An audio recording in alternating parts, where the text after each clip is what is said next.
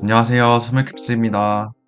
오늘은 한미반도체 소식에 대해서 알아보시고 공사를 바라보는 저의 관점에 대해서 말씀드리겠습니다.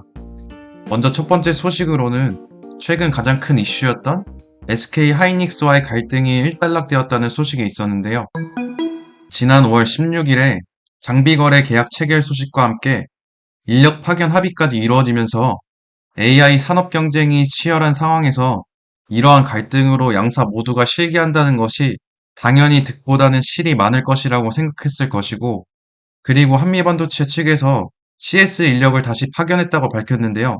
이는 HBM 공정에서의 납품 일정과 생산성, 그리고 수율까지 CS는 이 모두에 영향을 미치는 필수 요소라고 보시면 될 것 같습니다.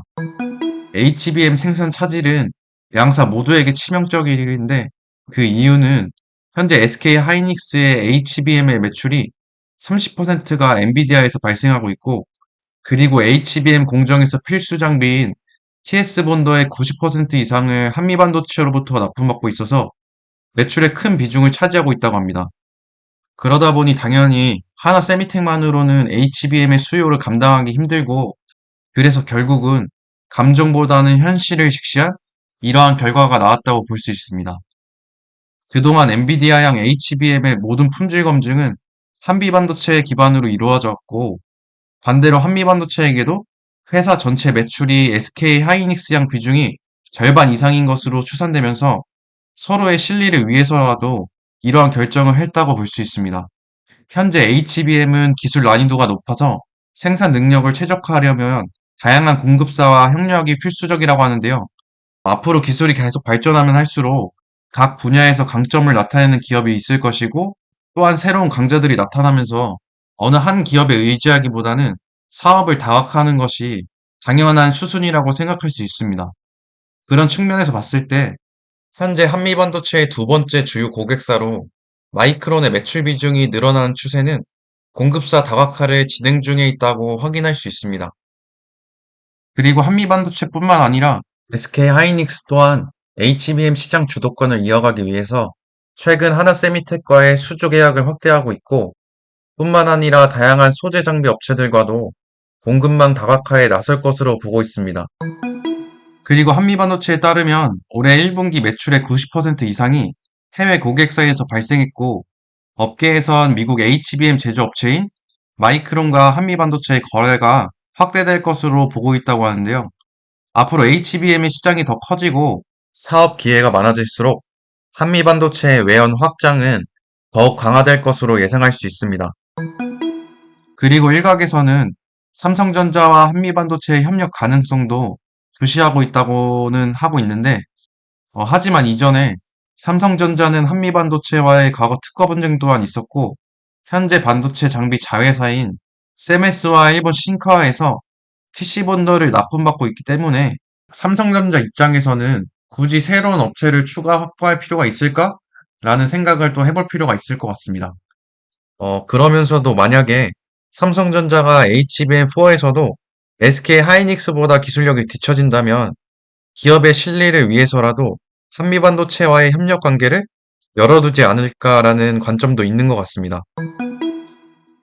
한미반도체가 대만 반도체 패키징 테스트 기업 ASE 기업에 80억 규모의 플립칩 본더 장비를 공급할 계획이라고 합니다.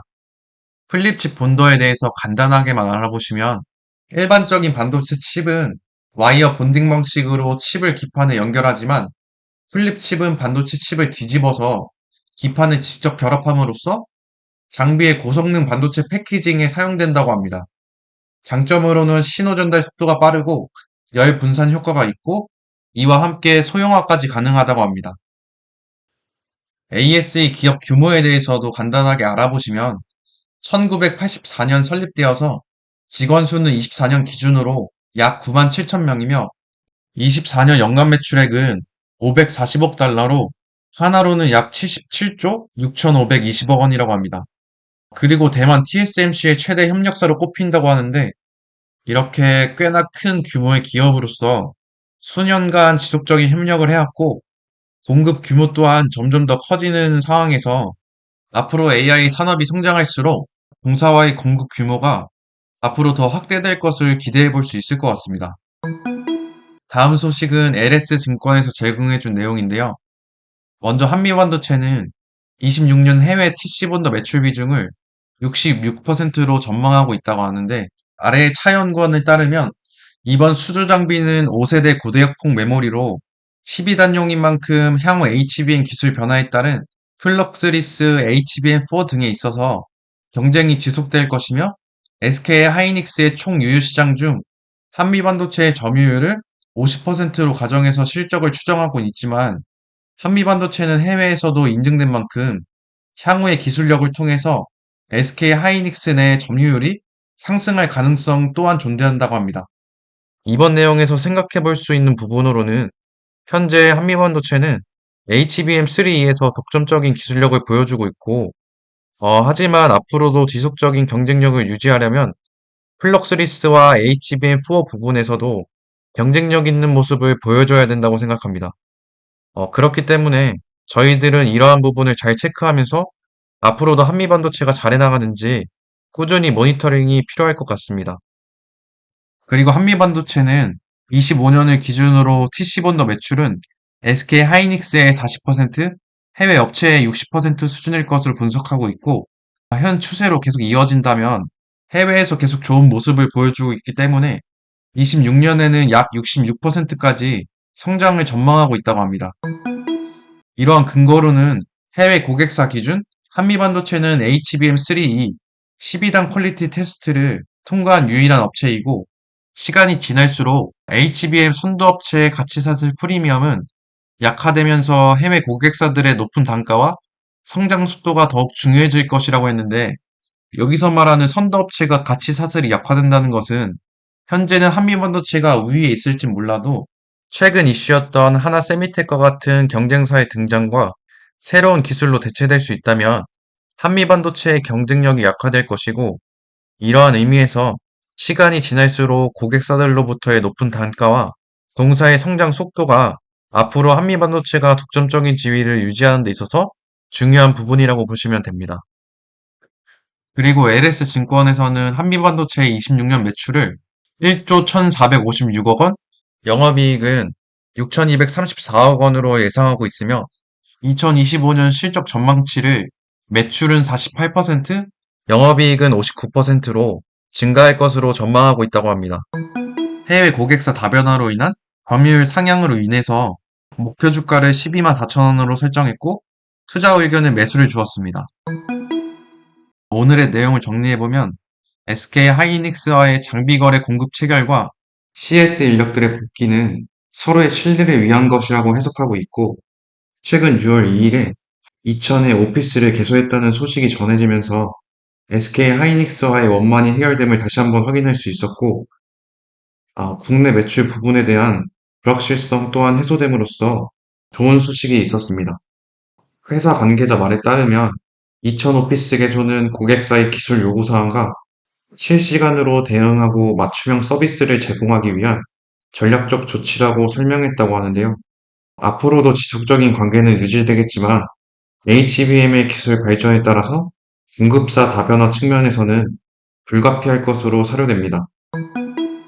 두 번째로는 ASE 기업과 80억 규모의 장비 공급 계약이 있었는데, 이렇게 수년간 지속적인 협력 관계를 통해서 앞으로 AI 산업이 발전하고 커질수록 공급 규모 또한 커질 것으로 기대해 볼 수 있는 내용이었고, 그리고 마지막 내용인 LS증권에서 전망하고 있는 한미반도체의 앞으로의 해외 매출 비중의 증가는 현재 HBM3E 12단 퀄리티 테스트를 통과한 유일한 장비 업체로서 앞으로도 이러한 독점적인 모습을 보여줄 것으로 기대하고 있고, 또한 TCB 시장 내에서 HBM4 플럭스리스 등 점유율을 변화시킬 승부처들이 남아있는 상황이기 때문에 26년도 전망 또한 긍정적으로 보고 있습니다.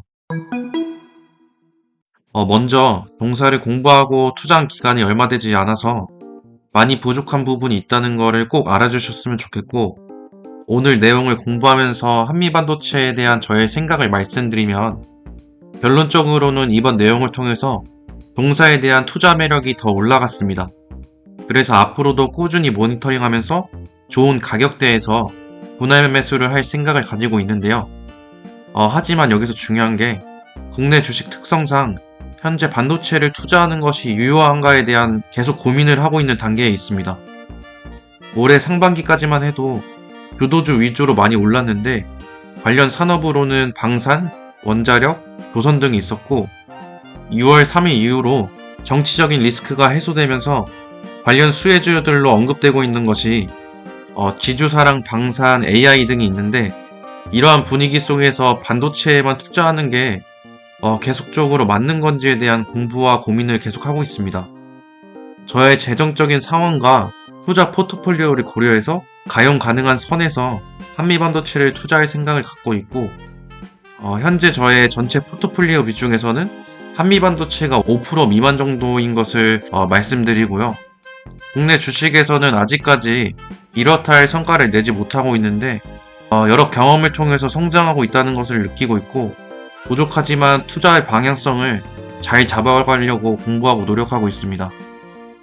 저의 국내 투자가 성공할지 실패할지는 알 수 없지만 긍정적으로 생각하고 많이 경험하고 배우면서 장기 투자로는 꼭 성공하는 그러한 모습을 보여드리겠습니다. 부족하지만 오늘도 시청해주셔서 감사드리고 행복한 하루 보내세요.